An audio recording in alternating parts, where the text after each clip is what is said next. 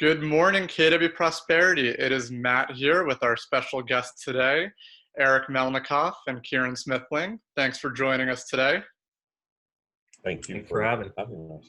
Thank you. I know this was a little short notice, but I appreciate you guys coming on. And today, Mary Beth should be coming on hopefully in a little bit, but we're going to be continuing our conversation on the 9 ways an MREA thinks. So on Friday, we discussed the first 2, which were Think Powered by a Big Why and Think Big Goals and Big Models. So those were the first 2 steps. And then we really left off on page 80 where we had the graph at the bottom, which was highlighting why thinking big and having big models are so important. Because if you want to have an $80 million a year business, then you have to have habits that will ultimately sustain that type of production. And it's showing that if you have $2.5 million habits, you're going to have a $2.5 million business. So in order to have the big $80 million a year business, you have to have all the stepping blocks along the way to get there. So that was really where Mary Beth and I left off on Friday. So we're going to now dive into page 81, which is really talking about think possibilities. And Eric, you can probably talk a little bit about this. But I think it's important to just realize that if you believe something is possible, then ultimately you're creating a mindset to enable that to happen. So you're creating steps, you're creating systems, you're creating models to ultimately get you to the goals that you want to hit. And so if you think something's possible, then it is possible. Whereas conversely, if you think something is not possible, you're going to create things in your mind that are going to lead you to believe that it's not possible. Yeah. I was just looking for a document. I'm like a paper guy and a supportive document. So yeah, and to that point, the MREA was one of the things that caused me to travel around the country over the last 8 years with Keller Williams and go to special masterminds. And I was sharing with Joe that I went to Kristen Cole's a summit in Arizona she has every year, and Ben Kinney and Cody Gibson and I mean, it's a lot of great minds, and then masterminds. And from going around to all these masterminds and getting ideas to say, wow, and watching that they're doing X, Y, and Z, that they're building out these big businesses, I knew it was possible.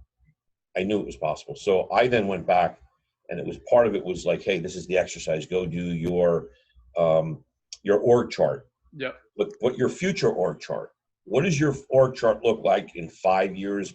What does it look like in 10 years? Yep. And that was one of the assignments. And I've always been a good dreamer. Yeah. And thinking big, and to a fault where someone would say, oh, you're just I want to say it's my mother, but I don't want to disrespect my mother, to put her son down as, hey, don't think that big, but people think, oh, be more realistic.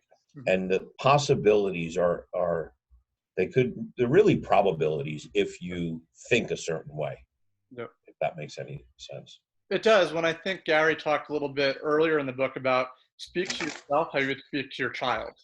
I don't have any children, but to my nieces and to my nephew, I would never tell them, if my nephew was like, well, I want to be an engineer, I want to be the greatest, whatever, I would say, oh, that's not possible, or you're not going to be able to do that. Like, you're going to say to them, yeah, that's absolutely possible. This is what you're going to need to do to make that a reality.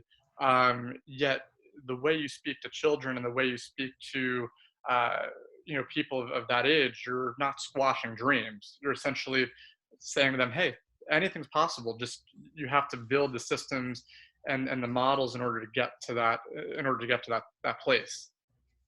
And not to step on. So yeah. That's the next point. Think action. Yep. So it's possibilities, and we've all heard, oh, you can be anything you want, you can do anything you want, and that's simply not true. Yep. With hard work, mm-hmm. proper tools and systems and people around you, and that again, you were saying that you were alluding to at the beginning that when you think possibilities and you think big, it's now actually in your universe that it's possible. And without that, you don't know that it's possible. But that possibilities can become a probability if you then take the right actions, which leads into that. Absolutely. So what are some of those actions? So I know as our PC coach, you're teaching a lot of those actions to your students. What are some of the actions that you are instilling in them? Kieran? Accountability. There you go. So yeah, you know, accountability is definitely something that you want to have in your system, and systematize accountability. Yep. But I think that, or I should say, and I think that a lot of it has to do with habits. Yep. Totally. Forming the habits that, you know, for they're not natural for a lot of us. Mm-hmm. And I'm like the first to raise his hand to say, you know, do I get up early? Yes, I do now. And 7 days a week, 4:30 every morning, maybe 4:45. I sleep in once in a while, and I'm like, oh my God, it's 6 o'clock. How did that happen? And I feel like I drank a case of beer the night before, even though I didn't. You know, it's like, so the habits, forming good habits. And if you look at whether it's, I mean, there's tons of books out there, but you look at any of the, I like that. yeah, I have it, man. The Power of Habit by Charles Duhigg. I don't even say his last name. Charles Duhigg, real quick. An amazing book. And so, you know, in all these books and the speakers who speak out there, the most successful and consistent people typically get up earlier. Mm-hmm. It is true that later on in their careers, when they've arrived, if you will, I know Ben Kinney speaks about this a lot, and I shared a video with some people where, you know, yeah, maybe later on, but it's not, you know, people who get up at 8 o'clock, they're not building their empire getting up at 8 o'clock. Yeah. You know, so it's forming good habits. And one of those things that I believe to be effective is, and I spoke about it this morning, Kieran's on the call, is creating a ritual or a regimen in the morning to prepare yourself, to put yourself on a thinking plane that helps you act at a higher level. And that for us is doing some sort of affirmations in the morning, reviewing your mission, your vision, your values, your MVVP. I call it a power pack, a daily power pack. I ask myself 20 questions every morning. Yep. And I grade myself 1 through 5. And I see that I'm a 77, or rarely ever in my past 90, because I'm human. And so I, you know, why do I do these things in the morning? To bring awareness to and take inventory of my assets and my liabilities. Mm-hmm. It's just a way to be more present. Mm-hmm. And then I look at, what is my mission, vision? What is my overall annual goal? And that could be, it could be anything for any one of us. Yep. And again, I make a point to be present. That's an action, you know? Well, that's an action. And I like what you're saying, because, you know, I know you had told me one time that Sunday nights, I think it is, you always plan out the week ahead. So, you know, and I'm looking, you know, I don't want to speak too far ahead in the book since we're going sequentially, but later on in this chapter in Think a Million, they talk about MREA goals, and ultimately the 8 categories that an MREA has, you know, tracking their numbers, you know, knowing their goals versus their actuals. And I think, you know, one thing that we've talked about, or you've talked about before, is every week holding yourself accountable, and to Kieran's word, the accountability. Because ultimately, if your goals aren't matching up with your actuals, then you have to reassess and adjust a bit. And I think to take it back to where we are now, to what you're saying, when we're looking at Think Action, one of the examples that Gary used in the book was, you know, and for those of you, if you've watched the movie Castaway with Tom Hanks, Yep. He talks about Tom Hanks's character, you know, thought something was possible to be able to, like, he didn't give up and he didn't just succumb to his surroundings. He thought possibilities, and then ultimately he took the action of building the raft to help him get out of a situation. So it wasn't until he actually took action till something happened. It wasn't just thinking something was possible, it was actually doing the steps and taking action to make it happen. Yeah. which then leads us to the next one, which is think without fear. So I think a lot of times, and myself included, as Gary writes, feel of failure itself becomes our primary fear. So we, and I know, Eric, you know a lot about this as you do a lot of cold calling and you do a lot of, and it's so great being able to watch you do that on your channel on Facebook. Um, it's really inspirational to get people outside of that fear, because I think a lot of times people don't even feel comfortable trying something because they have all this stuff in their head that's like, well, this is what it's going to be like, when it's really not like that at all. This is the number one reason why I joined PC. It's very easy to get caught up in, oh God, I'm going to make these calls. It's going to be horrible. People are going to yell at me. They're going to hang up. I'm not good at it. Just don't do it. Yep. And just spending a little bit of time in PC, and I'm still I'm still in the early stages of it, but just spending a little bit of time there and just realizing that, like, it's nothing to be afraid of. You just got to do it, and then it just becomes much easier.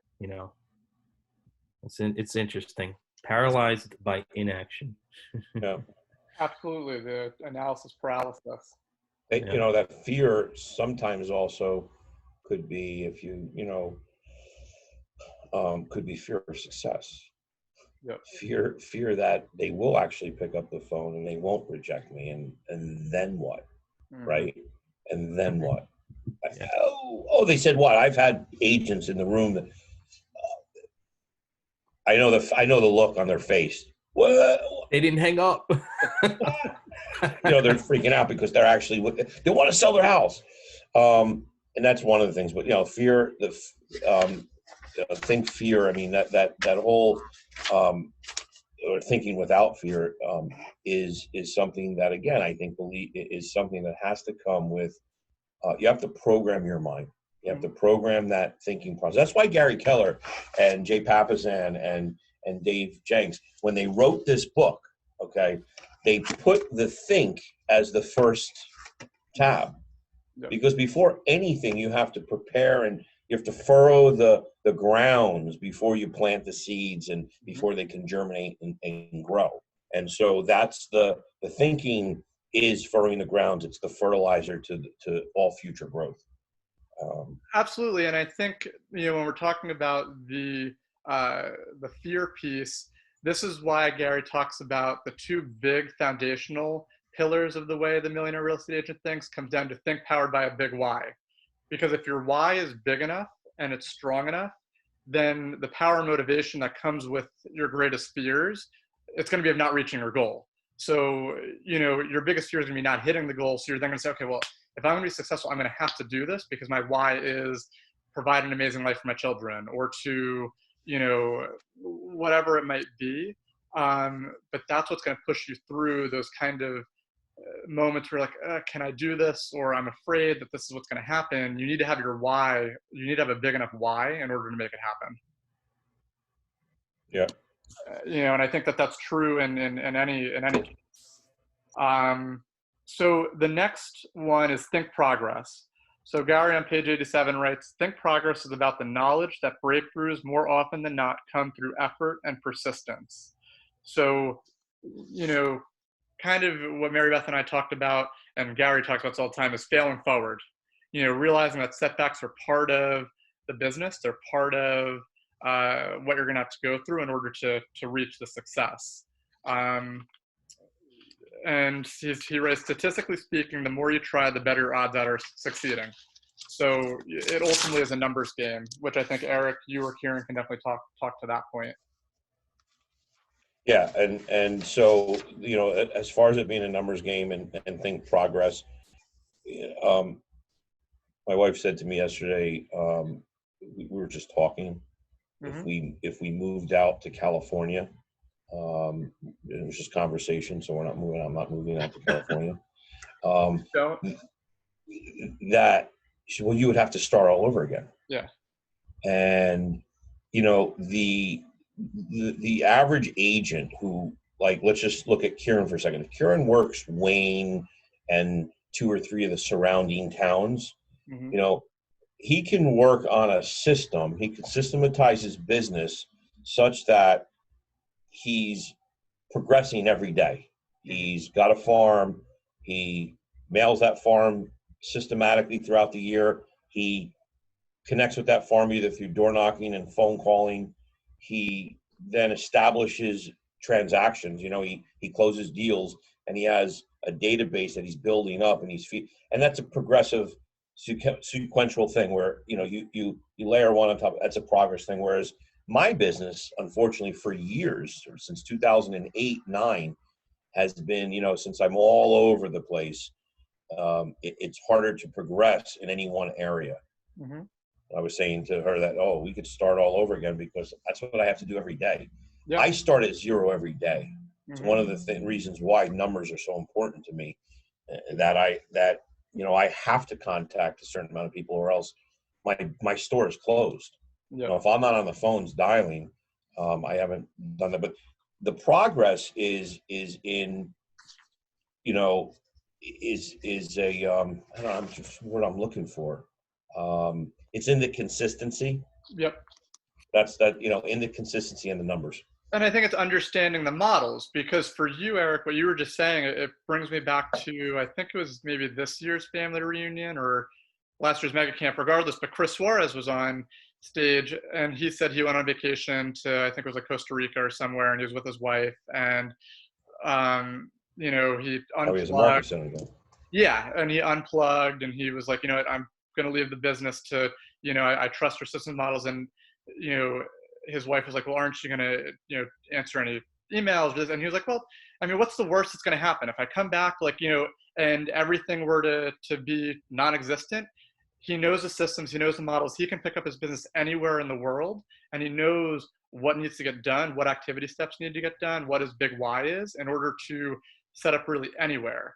And I think that that's kind of, Eric, what you're saying is, well, what's the worst that's going to happen? If you moved out to California, if you moved out to Texas, if you moved to Florida, you trust the systems and the models and you trust the activities that you're doing, that you could really launch your business anywhere.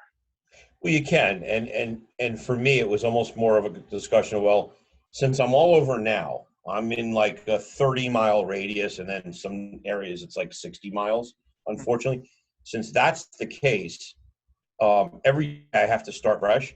If I moved out there, I probably would I would then build it right and stick to that model of being. They say that the agent who goes smaller actually is more productive and more successful than the agent who goes wide like me.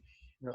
And I see that, I feel that pain a lot over the last 10 years of, you know, there's no established, I'm not the agent in any given town. Yep. You know, I have very little to no market share in any town. So it's, you know, but that's how progress, if you follow the model, Yep. you know, you'll stick to a specific area and you'll progress every day. You'll build on top of it. Your Yeah. successes. Well, and one thing that I really like, I just wanted to share on page 88 when we're talking about think progress, Gary uses an example of quantity versus quality. And he Yep. writes that somebody wrote in a book, it was Art and Fear, there was a story of a ceramic teacher who divided his class into 2 groups. One would be graded solely on the quality of their work, and the other would be graded solely on the quantity of their work. So ultimately, the group graded on quality would produce 1 pot, which needed to be perfect to get an A. The quantity group would have all their pots weighed, so they would do as many as they could. If they had produced 50 pounds of pots, they got an A. So ultimately, the quality group spent much of their time planning the perfect pot. But when it came time to create it, they either made mistakes or their skills were too underdeveloped to fulfill their visions. On the other hand, the quantity group churned out pot after pot, and in the process learned from their mistakes and perfected more advanced techniques. He says the quality is in the quantity. Correct. And that's why I had to share that, because I really think even when we're talking about just making calls, or whether it's door knocking or whatever it is, people who are just trying to perfect it and be like, well, let me perfect it to just do 1, and let me perfect that call, versus, okay, well, let me make 50 calls, or let me door knock, you know, this neighborhood. you're going to get more confidence. You're going to hone your skill over time just by quantity, not by trying to perfect the quality. Yep. So I really like that. Number 7 on page 89 is think competitively and strategically. So really what I liked about this one, he just talks about how, like, when you're playing a game of Monopoly or Scrabble or a board game, we're very competitive and we're thinking strategically with that, yet oftentimes we're not treating our businesses the same way with the same level of competitive spirit and strategic thinking. So he writes on the bottom of page 89, almost all of the millionaire real estate agents we've worked with or interviewed for this book were, by nature, very competitive people.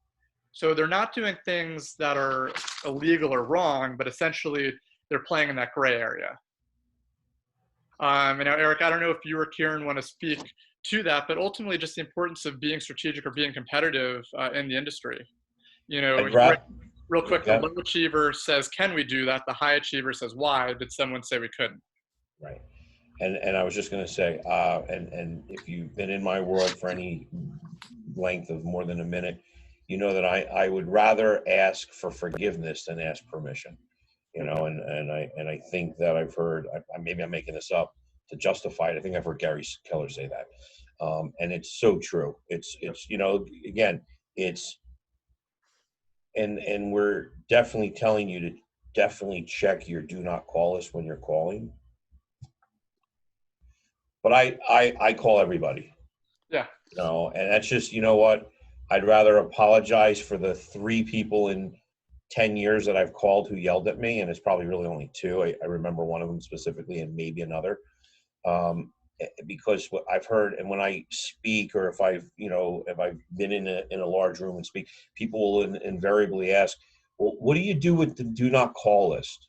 And I'll be like, so how many calls? She goes, well, I don't. I'm getting ready to maybe possibly think about it. And yet that's one thing that stops them. I'm like, you know, so people are not really, they're again, there's a fear there, and maybe that's just an excuse. As far as competitive and strategic, I'm very competitive. You know, if you you know, I'm not very good at racquetball, and racquetball, I'm dating myself. But back in the valleys, say it again. Great game. Yeah, but I'm not really good at the time. I smoked, so I certainly didn't have a capacity for a lot of long-winded games like that. But if you put $10 on a game, no more. We used to do this every once in a while. We put $10 on a game, and I'd beat you every time. And it was just that you know, that competitiveness. As far as the numbers are concerned, you know, same thing. Very competitive with those numbers. And then as far as strategic is concerned, and Joe Landon will tell you, most every day we start our day looking at the business and saying, okay, how will we take our economic model, convert it into our 135, our 135, and how does that play out in our scheduling? Yep. You know, are we strategic in the things we focus on? Doesn't mean we're executing, you know, like masters on a daily basis, but you know, we're being strategic, and that goes to the today to say, look, I don't know if anybody else has felt this, but since this whole thing has started, I noticed that my gratitude list, I have a bold planner. It's on the desk out of my office. So I have a bold planner, and in the bold planner, it starts off with gratitude list. And then it's your time block. It's a week at a glance. And the time blocks aren't colored in. I'm obsessed on the coloring of the time blocks for March.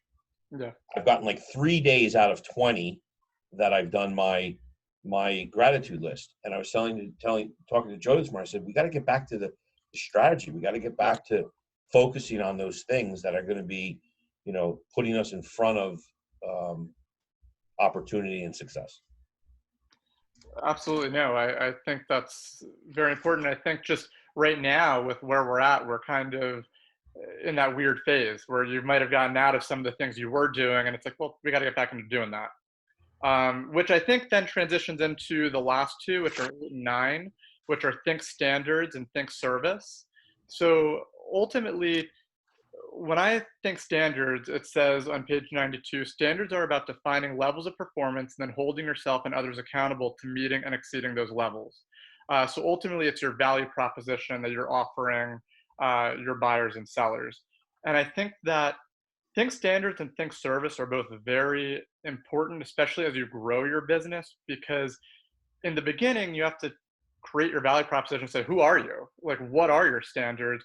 But then as you grow, you need to create that operations manual and say, well, what makes me me? And then be able to say, okay, well, my standards are, I do this, this, this, and this. So that way, once you're at a point where you're ready to hire a staff member or an admin, you get to the buyer's agents, you need to say, well, this is what makes Eric Melnikoff, this is what makes Kieran Smithling, this is what makes my business run. And this is the level of service. This is, people expect a response within 6 hours when they send an email, 12 hours, 24 hours, whatever it is. You have to make sure that those standards and the level of service you're offering your clients is consistent. Mary Beth and I talked about this last week. I forget what day it was, but you look at Disney World, you look at the Ritz-Carlton, you look at these top companies. It's not all about just one person. You're not going to Disney World for the owner of Disney, or you're not going for one person. You're going for the level of service that you're getting. You're getting the standards that they provide when you walk into the hotel or you walk into the theme park. So there's a level of standards and service that you expect. And so your clients are then expecting a level of standards and a level of service from you. So like I said, ultimately, as you're growing the business, it's just super important to have those standards and that service really ironed out, because that's what you're going to be defined by. Yeah. Whenever I go to Austin Mm-hmm. for a mega camp, and I don't think there's been, maybe last mega camp, I didn't pick the hotel, but I always go to the Four Seasons. Mm-hmm. Because the Four Seasons has a level of service, and I don't know if it's the fanciest hotel, but the level of service is they have a very high standard on how they treat you and how they how your experience, they want your experience to be a certain way. And I think too, as I look at 8 and 9 on page 92 and 93, I say they're intertwined. Yep. They're intertwined. And those standards you had mentioned, responding to an email in a certain time frame. I won't comment on that, as I have 34,709 unopened emails. So that's not my area of expertise. Yep. But I will say that, as again, you can tell I watched a Ben Kinney for about 2 hours last night, while I was preparing for my week in advance. Mm-hmm. And I kind of got lost in Ben Kinney. And, he talks about those standards. We talked about it this morning on our call with, Kieran was on, in that, it's practicing every day. That's a standard you're going to have on yourself. Yeah. I'm not just going to practice once a month or whenever somebody calls me out, or if somebody else actually asks me to practice. I'm going to have a standard for myself that causes me to create a schedule, a regular schedule. Mm-hmm. Sorry. Yep. A regular schedule that I practice every day. Yep. I'm going to respond. I have a thing. I've had it in my ops manual for about 4 years now, because 8's my lucky number. Mm-hmm. That when a buyer lead comes in, even if it's at 9:15, yep, you respond in 8 minutes. Yep. Within 8 minutes or less. And someone said to me at 9:30 at night, well, if the lead comes in at 9:30, guess where the buyer is at 9:30? Yeah. Guess what they're doing at 9:30? Yep. And if you're a client or a prospective, whether you're just in the voyeurism state or you're in a level that's higher, and a lead comes in and the agent calls you back in 4 minutes and it's at 9:35 and you're actually looking at properties, would you be offended or wow? You Wow. know, that's from having a high standard. Yeah. So there's so many different standards you can look at, and areas where the standards could be high. And again, that comes with that being strategic and putting those things in front of you so that you can say, okay, here's our standard for this, that. This is how, I learned this. I go to the Bally's Jack LaLanne days, as last known Bally Total Fitness. Mm-hmm. We had a standard in which we had to answer the phone. Mm-hmm. In the late 80s, early mid 80s, 80s, early 90s. And you had to answer the phone with a smile on your face. Mm-hmm. You had to be standing when you answered the phone. So if you were in your office as a manager, I was a manager, and if the front desk didn't answer the phone on the first ring, Mm-hmm. we would look at the phone and we would answer the phone. But I have to shoot up. Yeah. Yeah. Thank you for calling Bally's Jack LaLanne. May I help you? Like a fool, Yeah. But that was they had a standard to answer the phone. Yep. 18 for 24 at Bally's Jack LaLanne, man. Like a crazy person. And so, but again, that was the standard of that company. And so you should ask yourself, what standards, if any, do you have on your business? I love that. And I think that's a good place to stop for today. We went through the 9 ways the millionaire real estate agent thinks. Tomorrow, Mary Beth and I will pick it up with service areas of the seller value proposition and the buyer proposition. We'll look at functionary versus fiduciary, and we'll talk more about the 80-20 principle and the 3 L's tomorrow. So thank you again, Kieran, Eric. Thank you for coming on and supporting me today. And we will see you all tomorrow. Thanks, Matt. Bye.